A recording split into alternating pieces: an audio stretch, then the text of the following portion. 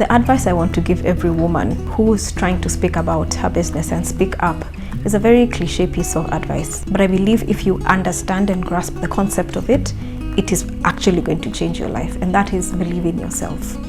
You have to truly believe in yourself. And what does that mean? That means that you know that you know that you know that you know that what you're doing is making a difference, and you understand why you're doing what you're doing. So my name is Chebet Lesan. I'm an entrepreneur in the clean energy space.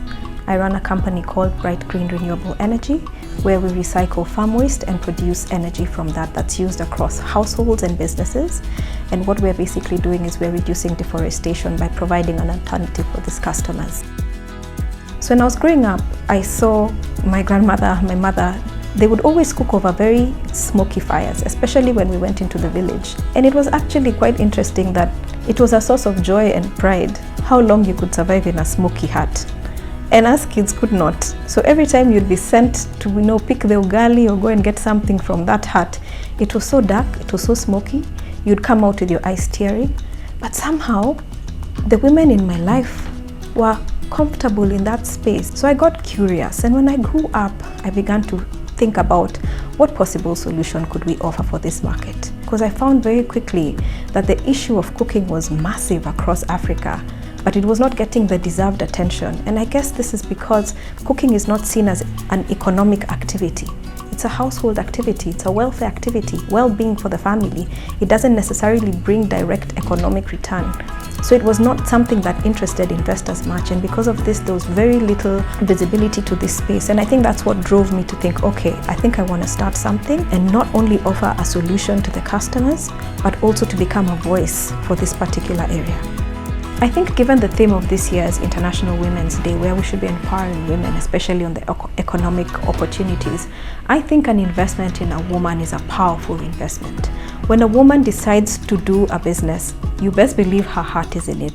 We don't know how to separate our hearts from what we are doing. And so you get the best in terms of decisions, you get the best in terms of commitment, you get the best in terms of the time, that we spend on the business, because we actually don't have much time. So whatever little time we have, we use it so well. A lot of women are running businesses and they're mothers. So what would a mother need who's running a business? She probably would need a little more time in the morning to prepare her children. So maybe asking her to come to work at 6 a.m. or 7 a.m. is not very strategic, but you know that within the hours she'll be in the office, she will be productive and she will get whatever needs to be done.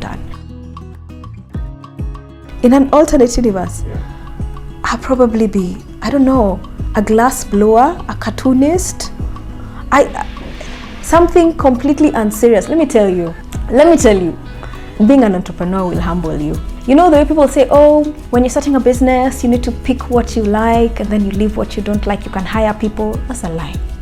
It's a lie. You will do everything.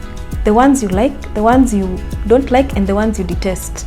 You'll have to work with people who will discredit you, look down upon you, and every morning you have to work with them. So for me, I think I never quite understood what I was getting into, because by nature I'm a creative person. So I was just making a product to save the world. And then we had to go to market and I was like, hey, where? Yeah, so life happens in entrepreneurship. So in an alternate universe, I'd probably just be hiding in a corner somewhere offline and having a good time. But there's work that needs to be done, and I'm more than happy to contribute.